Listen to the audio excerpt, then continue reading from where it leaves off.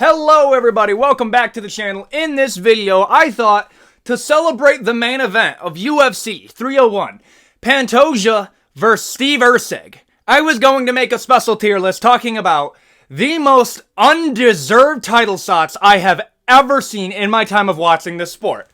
In this video, I'm going to be going over through my time since, I think it was The Ultimate Fighter Season 13, since then all the way up till now, and even a few fights in the future that are 100% confirmed, and I just don't want to remake this video 3 months from now with just about every single fight that's already on here. Instead, I'm just going to make some future fights along with the OG fights. Putting them all into a tier list, talking about how from D tier being, I get it, I understand why these fights were made, all the way up to gifted, because let's just be real here. You either have crazy Dana White privilege or you actually have dirt on Dana. We'll be going through each of these fights, giving my reason for why their ranking is what it is, and making some jokes along the way. If you haven't already, please consider like, comment, subscribe. It means the absolute most to me. I want to get to 10K within the next month. Thank you everybody who's joined so far. Let's get into it. Number 1, Jon Jones vs. Chael Sonnen. A lot of you guys don't remember this one because this might have been before a lot of your guys' time watching the sport. But anybody who remembers Jon Jones vs. Sonnen, they know why. They know the real reason. Number 1, Jon Jones' original opponent pulled out.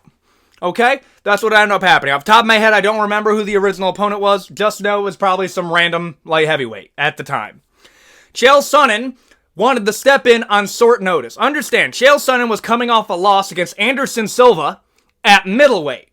This is a title shot at light heavyweight. People talk about Dana White privilege now, but back then, you could lose a fight at middleweight and get a title shot at light heavyweight. So, Chael Sonnen goes in for his title shot to save the card. So what happened? Jon Jones says no. In fact, he goes into a little press tour that he did, saying one of the most boneheaded things I've ever heard a fighter say, saying, "My coach told me that if I were to fight Chael Sonnen on short notice, it would be the biggest mistake of my professional career." Why would you just gift Chael Sonnen easy, like just a layup shit-talking opportunity? And that's what he did. He was shit-talking Jon Jones so much that he was managed to not get a title shot the first time, but the next time Jon Jones was able to fight with a full camp, he was able to fight Chael Sonnen. Chael Sonnen legitimately got a title shot after losing to Anderson Silva at middleweight, at light heavyweight, because he hurt Jon Jones' feelings. And for that reason, honestly, I'm going to put this one, this is a solid B tier. You can even say no way, bro. He came off a loss in a completely separate division, and Jones just messed up on the microphone, so they had to give to Chael. The reason that it's not going to be going up in gifted is because this was at a different time. They did not have as many, willing contenders to fight. So I'm going to put it in no way A tier. Next up, Colby Covington versus Leon Edwards, UFC 296. You know what? Yeah, let me explain to you how crazy this fight happening was, okay? Number 1, Colby Covington had a win over Masvidal. That was the fight that he had. Oh, well, he was the last dude to beat Masvidal. No, he wasn't. Gilbert Burns literally beat Masvidal in that time, lost to Bilal Muhammad, and Colby Covington still got the title shot. Gilbert Burns beat Masvidal, and they told Gilbert, yeah, you're probably not going to get the title shot unless you fight Bilal Muhammad. And then they were like, okay, maybe the winner of Gilbert Burns versus Bilal Muhammad is going to get a title shot because they were hoping Gilbert was going to beat Bilal. Then Bilal wins, and they're like, psych. Okay, fuck. We got to give it to Covington. Like, I'm convinced it's either the UFC dislikes Bilal Muhammad so much that they were willing to just gift it to Colby, or Colby has some, I don't even know what type of dirt that he has on him. I legitimately thought that Colby Covington had dirt on Dana White to get this title shot. This is going to be gifted. I have no clue how this was able to happen. It's not just that he got a win over Masvidal and that's what got him the title shot, but it was the fact he took a full year off, did almost no promos to get this fight. Gilbert Burns got a win over Masvidal in the meantime, called out Colby Covington. Colby Covington said nothing. stepped up to fight Bilal. Bilal wins that, and this entire time, Bilal got like one of the first TKO finishes of his entire career against Sean Brady. And they still didn't give it to either Bilal or Gilbert. They said, nah, Colby is the only logical option. Gifted. Charles Oliveira versus Michael Chandler. And this one's, okay. Half of it is 100% justified. Understand, at this time, lightweight was in a real weird spot. There was a power vacuum that was created by Khabib Nurmagomedov retiring. This was about 6 months after Khabib Nurmagomedov officially retired after beating Justin Gaethje. It was so new that people actually thought that Khabib was going to come out of retirement to fight either Charles Oliveira or Conor McGregor. That is how soon it was. Conor McGregor just got done getting TKO'd by Dustin Poirier. So, Dustin Poirier got the TKO clause. I'm not even kidding you. You could look that up. The Dustin Poirier TKO clause. If he managed to get a finish against Conor McGregor, they had a little thing in his contract where if he agreed to a rematch, another rematch with Conor, he would get a boost pay of, I believe it was about $5 million plus pay-per-views. Dustin Poirier didn't make a lot of money in the second fight with Conor. He made a lot of money in the third fight with Conor. So that's why Dustin Poirier did that fight. And the reason that Chandler got a fight against Charles Oliveira, first off, Chandler was the backup for Justin Gaethje versus Khabib Nurmagomedov. Not a lot of people talk about that. Chandler's kind of been with the UFC as a company guy for quite a bit now. So Chandler got an early win against Dan Hooker. Dan Hooker was a ranked top prospect, but not in the title picture yet. Dustin Poirier got a win over Conor. That was a number one contenders match. So the UFC steps in and gives him a choice. Hey, would you rather do another fight with Conor, or would you rather fight for the title against Charles? He said no to a title shot. I'm going to fight Conor. I'm going to beat him, and then I'm going to fight Charles. He ended up losing to Charles anyway, so I think this was the right choice. So they gave it to Chandler versus Charles Oliveira. Charles Oliveira beats Chandler. At the end of the day, I get this one. This one's not super crazy to me, because I understand why the UFC did it. It doesn't change the fact that this was very undeserved on Chandler's part. But Charles Oliveira won, so I don't care. Adesanya versus Romero. Legitimately gifted. Like, this isn't even me joking. Adesanya literally said, hey, Romero, I'm going to gift you a title shot that the UFC will clear it. Bring, bring. Hello? Thanks, Dana! And then he got a title shot. That's legitimately what happened. I'm not making that up. Adesanya just told the UFC, hey, I beat Paulo Costa. I want to fight Romero because people say I can't wrestle. So let me have a 5-round snooze fest with him real quick. They let that happen, and I think that was the last time they let Adesanya call shots until another fight that is going to be on this list. But yeah, Adesanya Romero, gifted. Sean O'Malley versus Chito Vera 2. Dude, we're going to have a lot of gifted on here. Holy crap. I might have chosen the wrong ones. Okay. Where do I even start with this one? So, Sean O'Malley versus Chito Vera 2. Can we just say in hindsight the only reason that this fight was made was to sell pay-per-views? Like, I knew this fight was going to happen. And I think most people knew this fight was going to happen. The moment that it came out that Sean O'Malley versus Aljamain Sterling was going to be on the same card as Chito Vera versus Pedro Munoz. I knew exactly what they were doing. They were going to skip Merab. They were going to skip Corey Sandhagen in favor of a pay-per-view blockbuster with Chito Vera versus Pedro Munoz. Dude, they didn't even call Pedro Munoz versus Chito Vera a contender match because they didn't want to make anybody mad. But the moment Sean O'Malley became a champion, they were like, what do you mean? We always said Chito versus Pedro was a contender match. Oh, what about Corey? Oh, yeah, no. We don't know what's going on with Corey. Corey doesn't want a title shot. Oh, Merab? Who? Okay. I'm not... Dude. Gifted. But, yeah, gifted. I'm going to put this one at the top of no way because I don't want to give everybody a gifted, but just know this one's threaded on that needle. Next up, Dominic Cruz versus Cejudo. Listen here, brother. This is one that I didn't remember until I started researching for this video. So, interesting enough, a lot of people bring up, oh, Cejudo defended this title, that, all that stuff, right? Cejudo was supposed to fight Jose Aldo, who at that time didn't have a single win at the bantamweight division. Okay? Didn't have a single win. Okay? I don't know how you could justify that. So Jose Aldo couldn't make the fight. So one undeserved title shot. There's absolutely no way that you could find somebody who deserves a title shot less than Jose Aldo at that time, right? Dominic Cruz, who hasn't fought at the division in 3 years. How do you even choose that? Where is this option? Like, dude, this one's also up there. Like, this makes Sonnen versus John seem like a legit matchup because at least Sonnen had a fight with Anderson Silva. Dominic Cruz didn't have a fight at the division for 3 years. Now, I have to put this one in there. Randy Couture versus Brock Lesnar. Bro, listen. If you look up undeserved title shots, this is the first photo that comes up, Randy Couture versus Brock Lesnar. To give you an idea, at this time, the UFC needed pay-per-view stars. Brock Lesnar was a dude that was coming out of WWE that looked scary. He looks like a walking monster commercial. Like, what do you expect the UFC to do? They needed the pay-per-view buys. So, they put him in heavyweight. They give him a fast track up the title. I believe this is either his second or his third fight in the UFC, immediate title shot.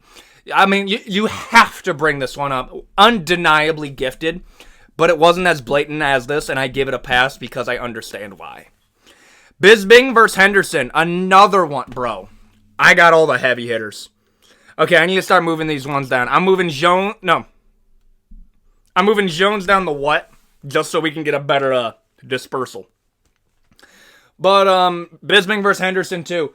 Henderson had one win, and he had one win over one, I believe it was like one ranked middleweight. I don't even remember his name, to be 100% honest with you. And then they gave him a fight against Bisping, another fight against Bisping, because he had a win over Bisping before. Like, bro, are you serious right now? Like, come on. No way. Like, this one's going up there too. This was like O'Malley versus Vera before O'Malley versus Vera was a real thing. Adesanya Strickland. Listen, I know somebody mentioned this one on the community post, and then there was a few people that dogpiled on him. Listen, I agree with him. Strickland versus Adesanya was an undeserved title shot because we have to remember where Strickland was at that time. Strickland had a win over Nasruddin Imavov, who I'm not even kidding you, before that, got a win over Joaquin Buckley. So, Nasruddin Imavov beats Joaquin Buckley, but loses the third round, by the way. Okay? And then Nasruddin fights Strickland. They were trying to get rid of Strickland. Guaranteed. Strickland wins a 5-round dominant decision. So, they give Strickland Jared Cannonier. Jared Cannonier beats Strickland. Oh, that sucks. And then, Strickland makes one of the fastest... Wait. I might have gotten that timeline messed up. He fought somebody at the January of the next one. Wait a minute. I messed up the timeline. It was Jared Cannonier, then Nasruddin Imavov. And then a few months later, he fought Abbas Magomedov, but he still lost to Jared Cannonier. I'm not getting that twisted. He lost in December, beat Nasruddin in January, and then fought Abbas Magomedov and got a title shot off of that. Understand, that is what happened. So, the reason that Strickland got to fight Adesanya was because Jared Cannonier was meant to fight Adesanya.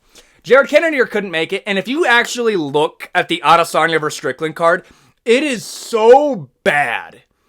I have no clue how many pay-per-views they were expecting, but it wasn't going to be a lot. So Cannonier couldn't make it. The UFC was scrambling to figure out who they were going to do. And then Adesanya comes out and says, okay, just pay Strickland whatever he wants. Because they lowballed him. I'm not even kidding you. I believe they offered him $150,000 to fight Adesanya on short notice. And then he said, nah, I would like at least $500. Give me $500K and I'll fight him whenever you want. So Adesanya clears this, pays him the $500,000. Strickland has to fight off of jet lag halfway around the world, not even a full training camp, and beats Adesanya for 5 rounds straight. And people still complain that Adesanya was going into that fight hurt. No, he wasn't. Strickland went into that fight both hurt and coming off of jet lag. Like, cope harder. At the end of the day, this one was just kind of weird, because I understood why the UFC had to do it. I'm not going to make it a crazy thing if they're fighting on short notice, because I understand why they did it. That's why it's not going to go super high. Usman versus Masvidal 2. Usman vs. Masvidal 1 was a short notice bout. This was right after the Great Cough of 2020. They needed the pay-per-view buys. Usman was kind of a boring-esque star at welterweight. So they gave him Masvidal in hopes that either Masvidal would win or they would give him good pay-per-views. Masvidal vs. Usman 1 was weirdly competitive, by the way. And then they decided to book the rematch purely because Masvidal did good in the first fight. But when I mean by good, I mean he lost every single round, but made it fun to watch. Does that make sense? So yeah, it wasn't really deserved when you had other contenders in that division. So yeah, Masvidal versus Usman 2 at the end of the day. I'm going to put this one at weird. It was just a weird fight that happened. Sean O'Malley versus Aljamain Sterling. This one does not get brought up enough. Let me tell you what had to happen for this fight to take place. Sean O'Malley beat Petr Yan a whole year before this fight was made. Beats Petr Yan. They tell Sean O'Malley, hey, wait out until Aljamain Sterling fights a few people. Aljamain Sterling has to fight Henry Cejudo. He fights Henry Cejudo at that time, it was August. Fights him in August. Gets absolutely throttled with booze. When Cejudo is the more likable guy than you are, I would actively consider not wanting to be a champion anymore. That was rough to watch.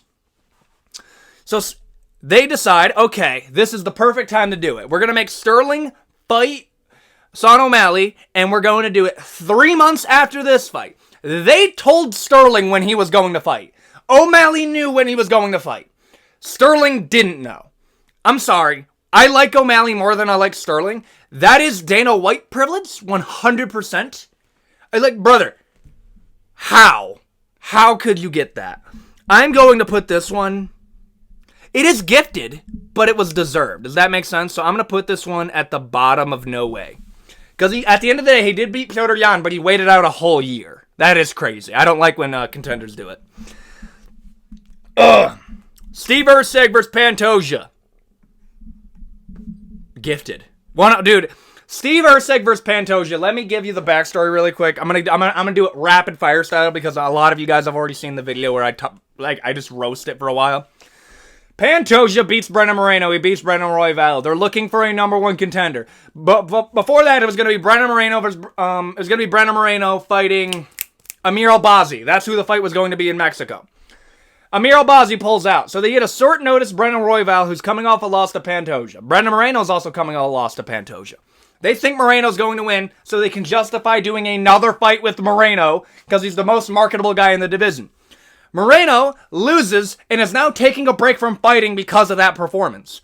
They don't want to give it to Royval, because Royval versus Pantoja wasn't entertaining the first time. It's not going to be entertaining the second time. So the UFC's like, shit, what are we going to do? We got Muhammad Mokaev coming up against Alex Perez at the Apex. Okay? On the bottom of the main card of an Apex card. You can't get lower than that. And then that fight happens. They say before that fight happened that Muhammad Mokaev versus Alex Perez is the number one contenders match, thinking to themselves that Mokaev was going to get an easy submission. Muhammad Mokaev had such a lackluster performance that even though he won, there were people actively saying that Alex Perez should win off of sprawled takedowns. It was that bad. And yes, it is that bad of a fight. I was terrible.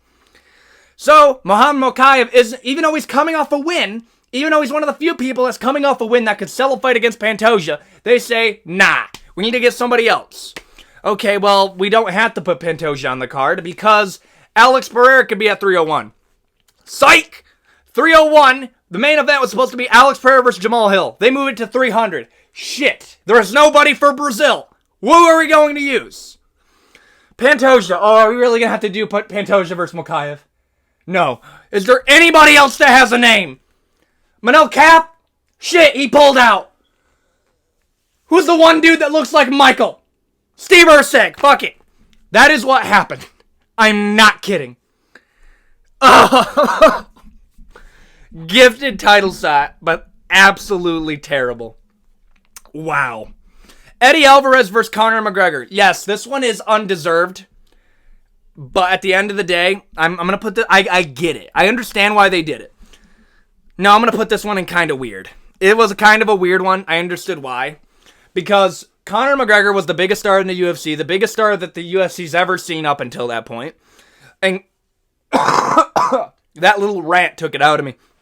So Conor McGregor beat Jose Aldo, never defended the belt at featherweight, did not deserve a title shot at lightweight. So they give him a fight against RDA. RDA pulls out, so they have to put in Nate Diaz. Nate Diaz beats him. So the UFC is going in the full freak-out mode because they think they're about to lose their star. So they go out of their way to hold up featherweight so they can make Conor McGregor versus Nate Diaz 2. He barely wins that. And then they decide to themselves, okay, instead of putting Conor McGregor back down at featherweight, we got to put him back up at lightweight. Who are we going to put him up against? RDA? No. Eddie Alvarez. That is what they do. It was undeserved, it was crazy, but at the end of the day, I kind of get it. Michael Bisping versus GSP. I was about to cough again. Okay, this fight was also a gifted one, admittedly. GSP had a 2-year, 3-year vacation in between his fight career, retired for a little bit. Came back into immediate title shot, a division upwards at middleweight instead of welterweight. Because he couldn't cut weight anymore. I knew it was coming on. Michael Bisping had a win over, I believe at that point, he beat Luke Rockhold. So instead of giving Luke Rockhold a rematch, they were going to do Michael Bisping versus GSP. They said, F it, why not, let's do it. At the end of the day, it was fun. I understood why they did it, but it's still an undeserved title shot. And now we're going up into the next 3 fights that have either 100% been confirmed to be upcoming, or, let's be real, they're going to happen. Stipe Miocic versus John Jones. This one was already set to happen at UFC 295. The only reason it didn't is because John Jones got injured. And they're still going to do it now because the UFC is just stubborn and they don't want to give in to Tom Aspinall. Gifted. They gifted Stipe. Dude, they gifted Stipe a title shot. They did. There's just no way else to say it. Stipe hasn't fought anybody for 2 years. Last fight is a loss to Francis Ngannou. The last dude that he beat that is currently on the roster. Shit, I forgot. Oh my gosh, that's gonna... Andrei Arlovsky. That's the last dude that he beat that is currently on the roster, and I'm convinced Andrei Arlovsky is never going to retire. Everybody else that he beat's already retired and become a commentator. John Jones versus Stipe is purely to pad the record of John, and they think it'll sell crazy pay-per-views. It won't. That's why they had to stock the UFC 295 card up with crazy headliners to convince people that it sold because of John. And they're going to do it again. Understand, when Stipe versus John Jones happens, don't be surprised if you see Sean O'Malley versus Ilia Topuria in the co-main. Because they're going to have to stack it again. Next up, we got Israel Adesanya versus Dricus du Plessis. Another all but confirmed fight for UFC 305. The only reason that this one is undeserved is because at this point, Israel Adesanya, okay, lost to Alex Pereira. Got an immediate rematch against Alex Pereira and won. Fights Strickland, loses to Strickland. And now he's going to get an immediate title shot coming off a loss against Dricus du Plessis, the guy who beat Strickland. The only way that you can see that is because he sells pay-per-views. The UFC has to justify paying him a couple million per fight. And that's why they do it. There's just no other way. It's a gifted title shot. I'm going to put him at the top with no way, because at the end of the day, it is one lot. Yeah, I'm going to put him at the top with no way. It is blatantly bad, though. It's not as bad as Pantoja versus Usyk. It's not. But it is up there. And finally, for our UFC 302, which has already been confirmed, Dustin Poirier versus Islam Makhachev. I get it. I get it. I'm not going to put it here. I'm going to put it... I think Dustin Poirier versus Islam Makhachev is the same amount of undeserved as Adesanya versus Strickland. It's just a kind of a weird fight. And I get it. He gets a win over Benoit Saint Denis, loses to Justin Gaethje. Justin Gaethje loses to Max Holloway. Max Holloway's not fighting at lightweight. Justin Gaethje's coming off a loss. Arman Sarukian said no to Islam. Charles Oliveira's coming off a loss. So the only dude who's coming off a win that can make the turnaround is Dustin Poirier. And he brings pay-per-views. I understand. It's still kind of weird. And that's going to be it for the video. Tell me what undeserved title shot you believe deserved a spot on this tier list. Tell me what you think about the video down below in the comment section. If you want to get into the Discord for this channel or follow my second YouTube account, that's going to be in the link in the description down below. I also have an X or Twitter. Follow me on that. And I think that's going to be it for this video. Please consider a like, comment, subscribe. Thank you, everybody who has been joining so far. We're about to get the 10K. Thank you, everybody. Adios.